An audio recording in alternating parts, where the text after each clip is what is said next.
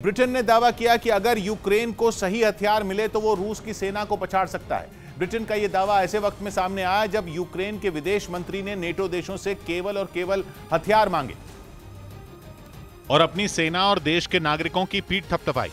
उन्होंने दुनिया के सामने शान से कहा कि यूक्रेन की आर्मी और लोगों ने दिखा दिया कि जंग कैसे लड़ी जाती है। In the recent weeks, Ukrainian army and the entire Ukrainian nation has demonstrated that we know how to fight. केवल यूक्रेन के विदेश मंत्री ही नहीं बल्कि ब्रिटेन ने भी वहां की सेना की वाहवाही की।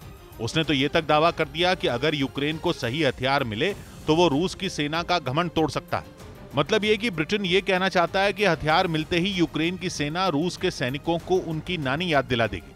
खबर है कि ब्रिटेन के खुफिया विभाग ने कहा कि लंबे युद्ध की वजह से रूस के सैनिक थक चुके हैं, जबकि यूक्रेन की सेना का जोश हाई है और उनकी मदद करने का ये सही वक्त है। दरअसल रूस की ताकतवर सेना का सामना जिस तरह यूक्रेन के सैनिकों ने किया, उससे पूरी दुनिया में यूक्रेन के सैनिकों की तारीफ हो रही है।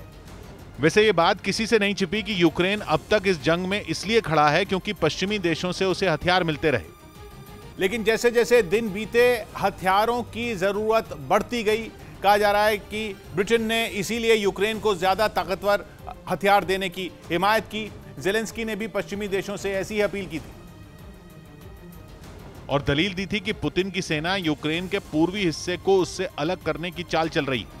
उन्होंने दावा किया था कि रूस की आर्मी लुहांस्क और डोनेत्स्क की ओर बढ़ रही है, जिसे रोकने के लिए उन्हें पश्चिमी देशों के हथियारों की जरूरत है। Треба сказати про якусь іншу країну. Я кажу про якусь іншу країну. Якщо це війна, то я називаю її війною.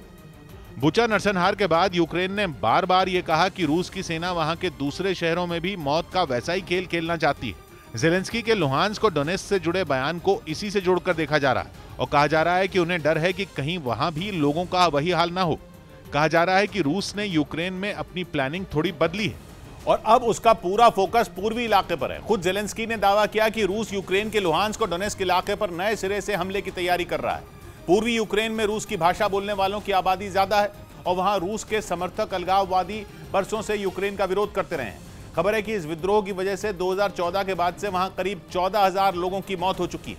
खबर है कि इसीलिए पुतिन की सेना का ध्यान इस इलाके पर है, लेकिन हमले से पहले वो एक छोटा सा ब्रेक ले सकती है और हथियारों और सेना को फिर एकजुट करके आगे बढ़ सकती है। पश्चिमी देश कह रहे हैं कि इसमें कई हफ्ते लग सकते हैं क्योंकि यूक्रेन में जंग लड़ रहे करीब 1/3 सैनिक आगे की जंग लड़ने की हालत में नहीं है।